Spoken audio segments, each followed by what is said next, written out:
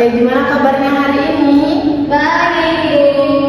Oke, sebelum kita memulai pelajaran pada pagi hari ini, ada baiknya kita membacakan doa bersama-sama agar ilmu yang kita dapat hari ini dapat bermanfaat di kemudian hari. Nah, di sini siapa ketuanya?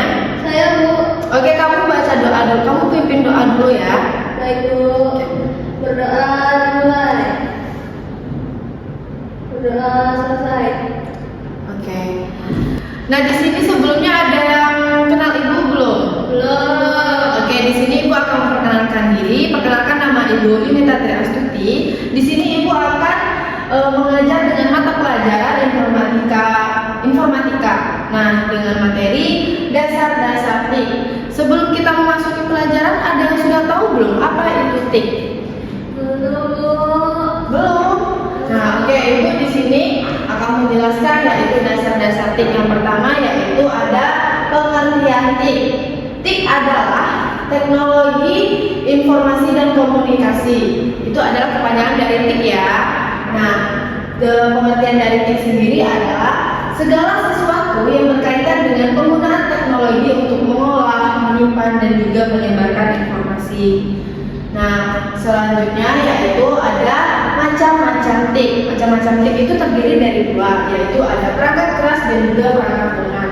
Untuk perangkat keras yaitu semua komponen fisik komputer atau perangkat elektronik lainnya yang dapat dilihat dan disentuh. Nah, oke, ada yang tahu tidak contoh selain contoh yang ada di depan berikut? Ada yang tahu tidak apa saja contohnya? Keyboard, Bu. Ya. CPU. Masuk ya, pintar. Ada lagi? Enggak, Bu. Ya, intinya banyak ya. Intinya yaitu alat elektronik yang berbentuk fisik atau yang dapat kita sentuh itu termasuk dengan perangkat keras. Nah, untuk selanjutnya yaitu perangkat lunak adalah sekumpulan instruksi atau program komputer yang tidak berwujud fisik yang digunakan untuk menjalankan tugas tertentu pada perangkat keras. Yaitu contohnya ada aplikasi, software, operation system, jaringan atau layanan yang mencakup internet, wifi, dan layanan seperti email, chatting, dan video conferencing. Nah, selanjutnya kita masuk pada materi dampak negatif dan positif TIK. Ada yang tahu tidak apa saja dampak positif TIK? Dapat mengakses informasi lebih mudah, Bu. Nah ya, dapat mengakses informasi lebih mudah. Itu Ananda bisa merasakan tidak dampak dari mudahnya mengakses informasi lebih mudah? Iya. Ya, itu kita bisa mencari berbagai informasi dengan cepat lewat internet. Contohnya kita sedang mengerjakan tugas, kita dapat mencari jawaban lebih cepat melalui Google gitu ya. Yang kedua yaitu komunikasi semakin cepat seperti chatting, telepon, video call memudahkan komunikasi jarak jauh. Yang ketiga yaitu pekerjaan lebih efisien. Banyak tugas bisa dilakukan otomatis sehingga hemat waktu dan juga tenaga.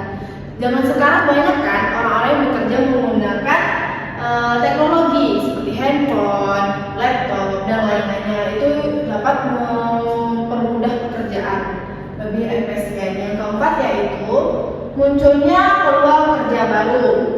Ada banyak profesi digital seperti desainer, programmer dan juga content creator. Yang kelima ada mendukung belajar dan bisnis. Ada e-learning, toko online, pembayaran digital dan banyak inovasi lainnya.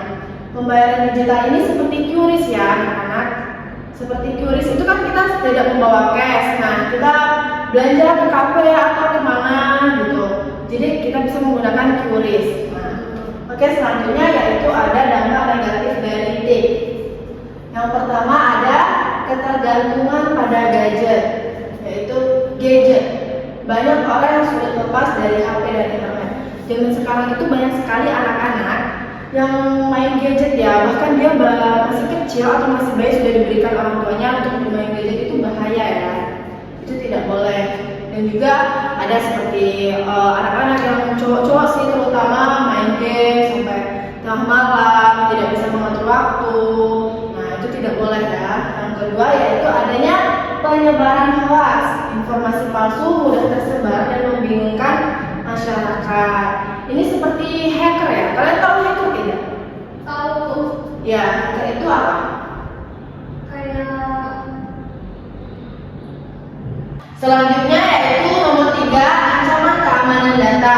Ada risiko peretasan, pencurian data dan juga penipuan online. Nah, ini biasanya itu disebut dengan hacker. Hacker itu dia biasanya itu suka mencuri data atau penipuan online pada bisnis atau perusahaan besar ya. Nah, selanjutnya itu ada cyberbullying, tindakan menghina atau mengganggu orang lain di dunia digital seperti netizen ya. Sekarang tuh sering disebut juga dengan netizen. Banyak sekali artis-artis atau selebgram atau apa. Nah, mereka dihujat atau diberi komentar-komentar yang tidak bagus atau menyebarkan hoax. Nah, yang kelima yaitu mengurangi interaksi langsung. Orang lebih sering menatap layar daripada berkomunikasi secara tatap muka. Itu biasanya bagi orang-orang yang game gitu ya, orang yang lupa waktu gitu. Mereka jadi seringnya di rumah aja, jarang bersosialisasi atau berbaur. Oke, selanjutnya yaitu peran dan manfaat. Yang pertama adalah ekonomi, memfasilitasi transaksi ekonomi digital yang lebih efisien dan membuka peluang bisnis baru. Yang kedua yaitu pendidikan, memungkinkan inovasi seperti perpustakaan digital, e-book dan juga kelas online. Yang ketiga yaitu bisnis, meningkatkan efisiensi bisnis melalui otomatisasi proses dan analisis data untuk menghasilkan wawasan baru. Yang keempat sosial, mempercepat penyebaran informasi dan mempermudah interaksi antar individu serta memberikan akses terhadap berbagai layanan seperti telemedicine. Baiklah, selanjutnya yaitu materi yang terakhir ada pentingnya perkembangan TIK. Yang pertama yaitu mempersiapkan SDM, sumber daya manusia, memberikan keterampilan di bidang teknologi kepada siswa untuk dapat beradaptasi dengan era digital. Seperti nanti siswa bisa belajar coding, programmer itu akan menjadi programmer, desain dan menjadi desainer gitu ya.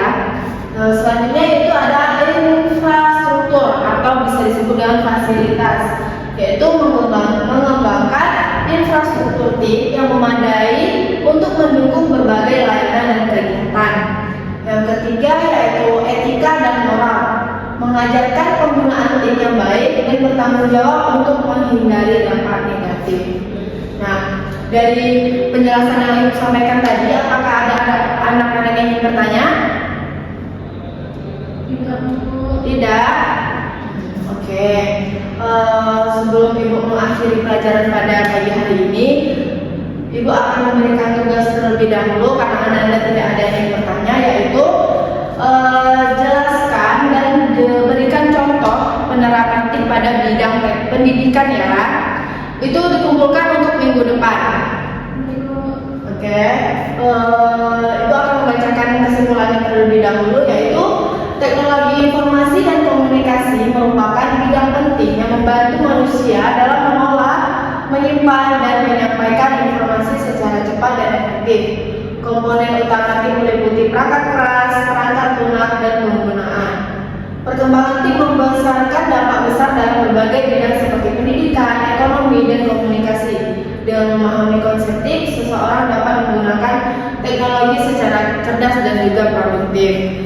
Oke, mungkin sekian dari Ibu akhiri dengan Assalamualaikum warahmatullahi wabarakatuh.